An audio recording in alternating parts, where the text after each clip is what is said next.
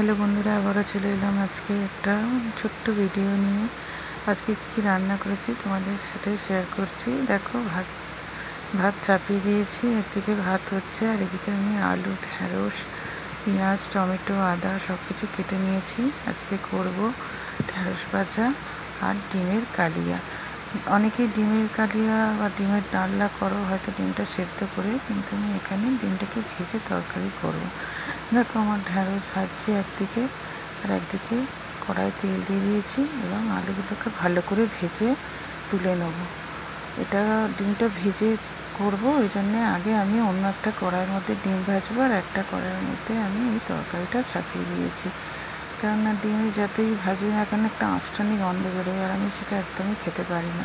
সেই জন্যে দুটো কড়াই আমি একদিকে ঢ্যাঁড়স ভাজছি আর একদিকে ডিমের তরকারিটা করছি। দেখো, তাহলে দেখতে থাকো আমি কীভাবে তরকারিটা করবো। দেখো, আলুগুলো ভেজে তুলে নিয়েছি, এবার আমি পেঁয়াজগুলো দেবো। আর পেঁয়াজগুলো যখন লাল লাল হয়ে যাবে তখন আমি তার মধ্যে মশলাটা দেবো। এখানে মশলা ব্যবহার করছি আদা, রসুন, কাঁচা লঙ্কা, জিরে গুঁড়ো আর হলুদ, আর অল্প একটু চিনি, আর অবশ্যই তো নুন দিতেই হয়, সেটাও দিয়েছি। দেখো, মশলাটা আমি তৈরি করে নিয়েছি। এবার পেঁয়াজগুলো লাল হয়ে গেছে, তারপরে এর মধ্যে দিয়ে দিয়েছি। এবার আমি এর থেকে 10 থেকে 15 মিনিট এই পেঁয়াজটা কষতেই থাকবো যতক্ষণ না তেলটা ছেড়ে যায়।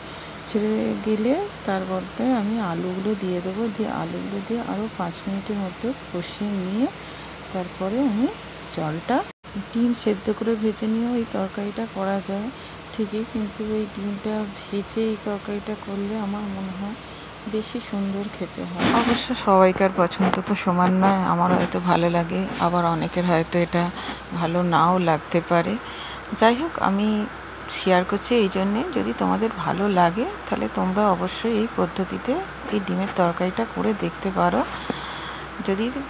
যদি তোমাদের ইচ্ছে হয়। কেননা সবাই তো আর সব কিছু ভালো লাগে না, সবটা আমার ভালো লাগে তাই আমি করি। যাই হোক, দেখো আমি জল ঢেলে দিয়েছি। এবার আলুটাকে 10 থেকে 15 মিনিট ফুটে গেলে একটু লো ফ্লেমে দিয়ে দেবো, আর একদিকে এগুলো ডিমগুলো ভেজে নিচ্ছি। দেখো, একটা কড়াইয়ের মধ্যে ডিম দিয়ে দিয়েছি, আর আমি খুব অল্প তেলে ডিম ভাজি, বেশি তেলে ডিম ভাজি না, কারণ ওই ডিমের মধ্যে সেই তেল তেল ভাবটা আমার ভালো লাগে না। দেখো ডিম ভাজা আমার হয়ে গেছে। এবার একটা একটা করে আমি এই